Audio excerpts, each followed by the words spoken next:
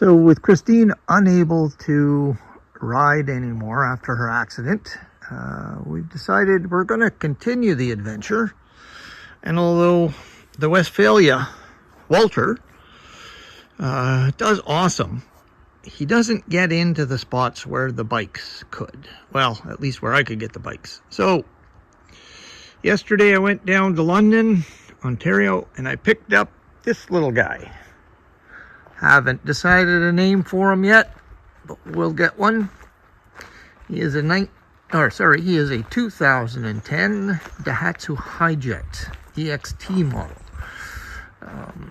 We're going to put a tiny bit of a lift on it, more aggressive tires, and possibly do some modifications to it that will assist in its ability to go camping, or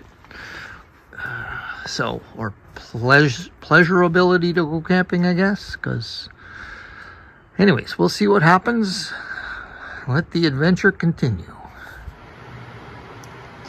So this is the Daihatsu HiJet. Still haven't named it, but it is ready to be undercoated. Kind of. We've done some work. We've removed parts. Right now, the floor underneath the driver's feet has been painted.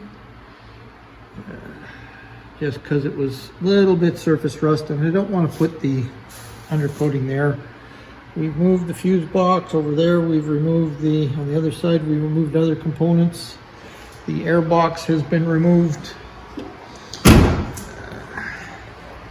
Battery. I'm thinking about dropping the gas tank once I get there, just a little ways, enough to get the gun in. We'll see. I want this thing well protected because we are in northern Ontario, and salt will kill anything. But let's see what happens.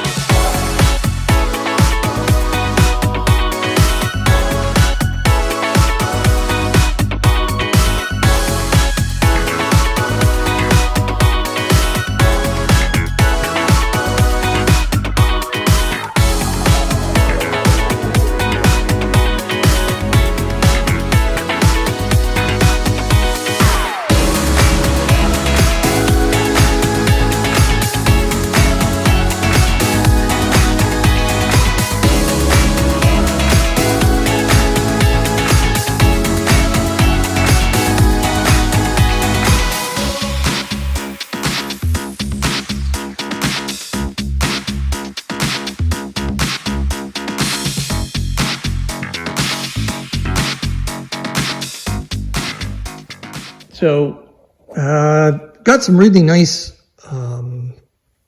alloy rims with the van. It had 2002 tires on it. They look pretty good, but they're not very aggressive. But here in Northern Ontario, you want winter tires. Well, I do anyways.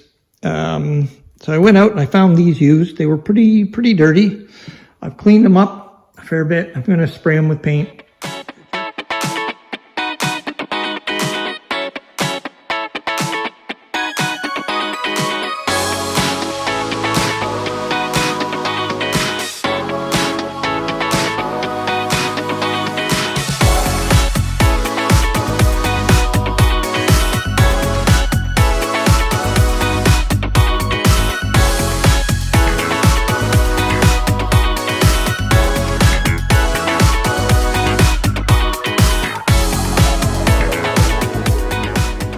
So all the tires have been painted, both inside and out.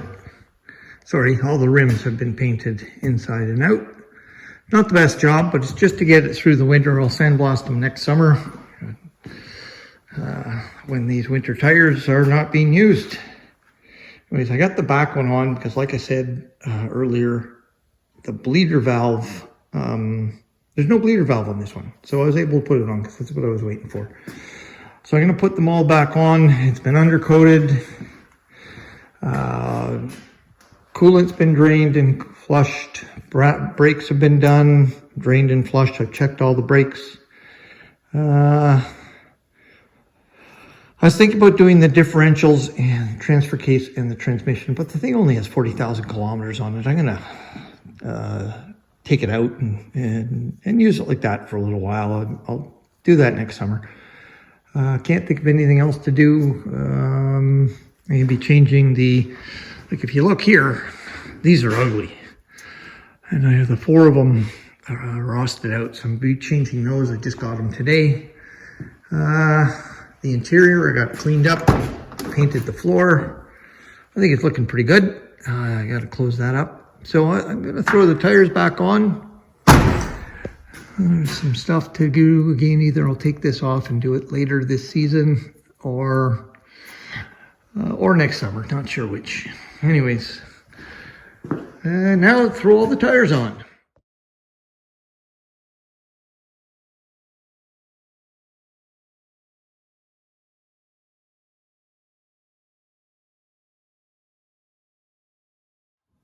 Okay, I got all 4 of them on. I just like using the impact wrench instead of my speed wrench. Just get them on there. Always start them by hand though. Cringe when I see people starting them with an impact. But do what you want. There we go. Okay. Now, I guess I gotta put it down on the new wheels.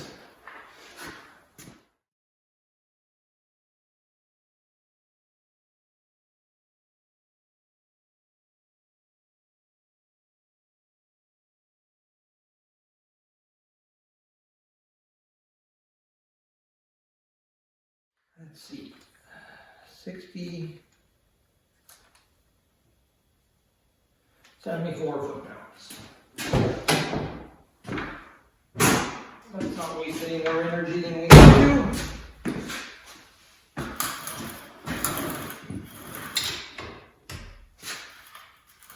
Just gentle.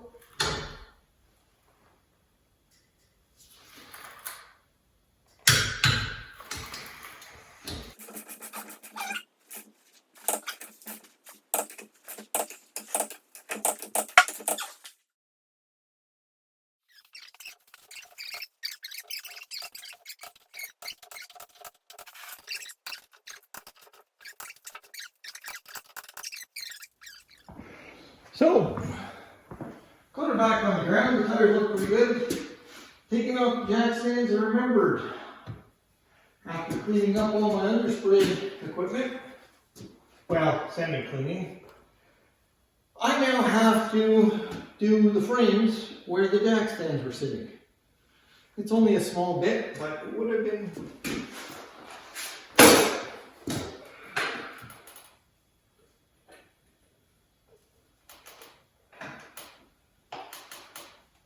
that should work very nicely. Just a little dab, just a dab will do ya.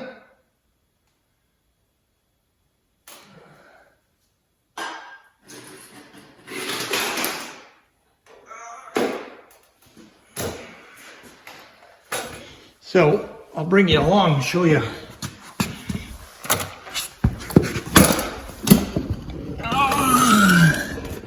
Gonna need the light. Oh, it's right there. I don't know if you can see that. Hopefully you can. If not, well, you won't see it because I won't put it on YouTube. Okay. Let's put the phone down there. That should give you a good view. You can see the little splotch there. The paintbrush seems to work really nice. And of course, I'm shadowing what I'm doing. I'm just painting over that little spot, and this lanolin-based undercoating is supposed to creep to where it's supposed to go anyways. I think that will be fine. I think I'm even going to do the axle where I had the jacks. It's a tiny spot, but I think the last thing I'm going to do is I got in some stainless steel fasteners to replace these old ugly rusty ones.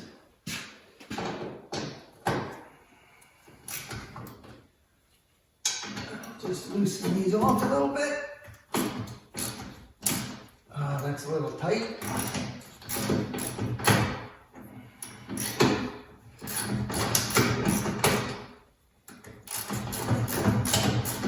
What I like to do if a bolt feels like it might be inclined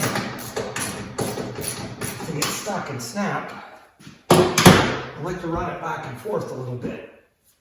Alrighty, that's out.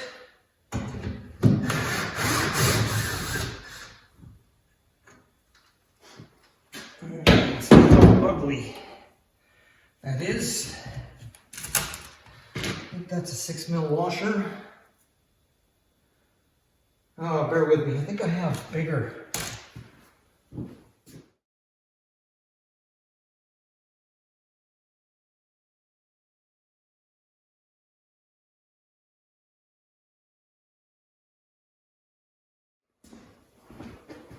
Well, that took a lot longer than expected. Now let's see if I can get these in. Yeah, that goes in very nicely. So it's the right thread. Like I said, I think it just...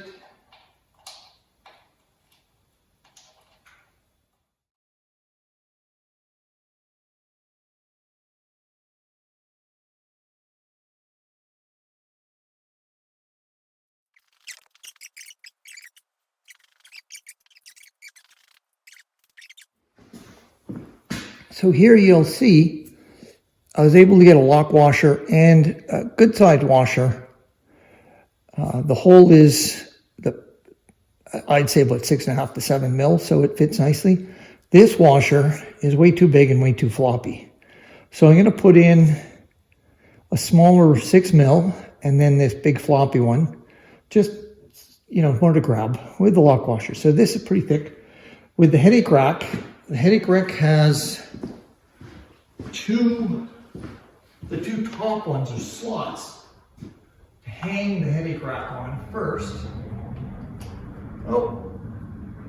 Hang the headache rack on first, and then you can put in these lower bolts. So I'll have more room to play because I used the bigger ones on top, or the better fitting ones on top. So that's good. Plug in the light.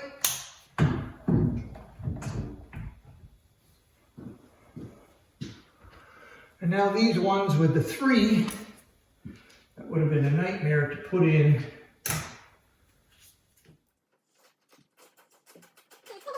Rack with that. So before I tighten it, I've learned that one so many times. Never tighten down all the fasteners till you get all of them in. So I've got all 4 in. I'm going to put this one on just so that the lock washer starts to grab.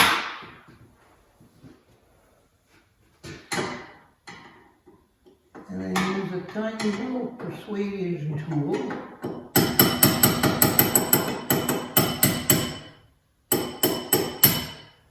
to center it. There we go.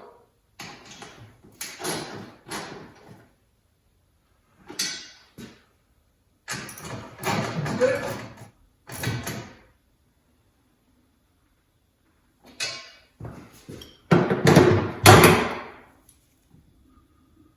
Okay. That one's a little tighter than I wanted, I think.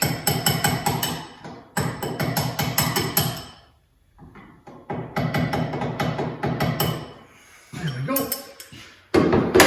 That washer is now lined up.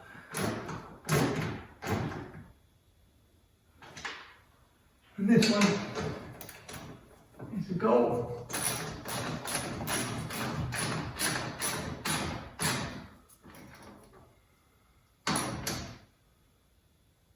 And I just noticed this ugly nut holding the lamp on. Like I said, all work stops when the grandkids show up. So I'm off to visit. I'll put some tools away. A little bit cooler in here today. Went up visited with the grandkids for a bit. And now I'm going to get back to work. I always turn the heat down in here, so we're going to have to put up with a furnace for a little while. Okay, so these worked out really nice. I like them. Now it's time to change these. Of course, I bet it would have been easier to change these.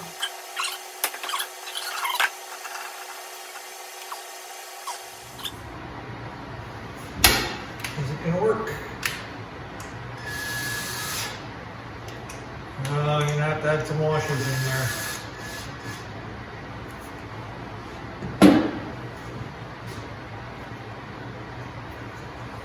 In fact, I think it goes in there and it actually sticks out,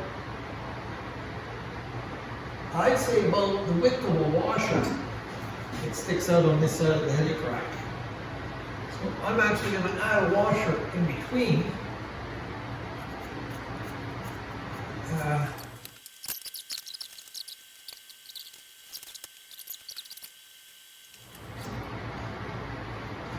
This is just a test fit.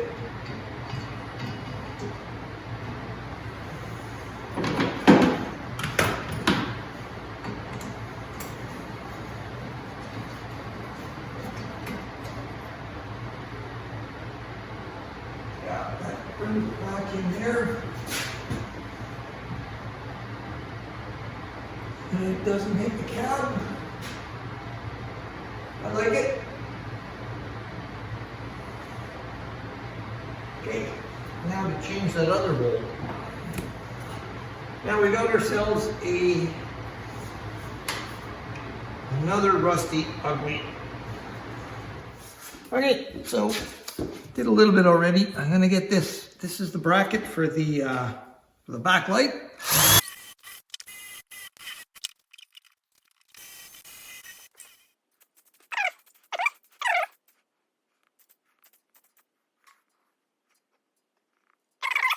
Yep, that's the right one.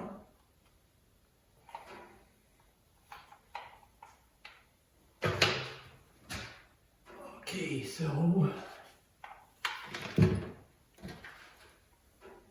we'll put that on. That should be good.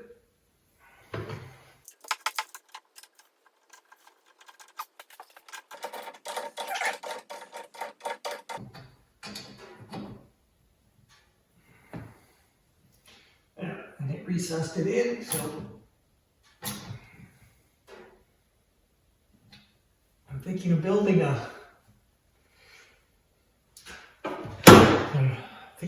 box cover for this, maybe even a camper. So I want that flush inside the, which is what it looks like. Good.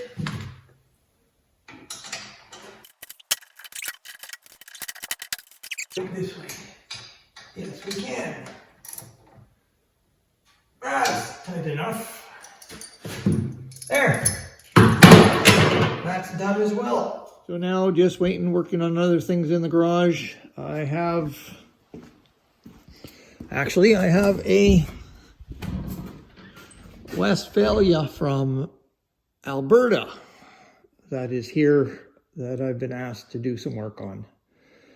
So that's where I'll be focused for the next little while. And hopefully I get insurance on the K-Truck.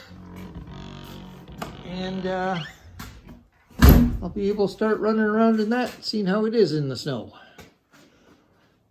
Because this morning I was working on fixing my plow for some reason.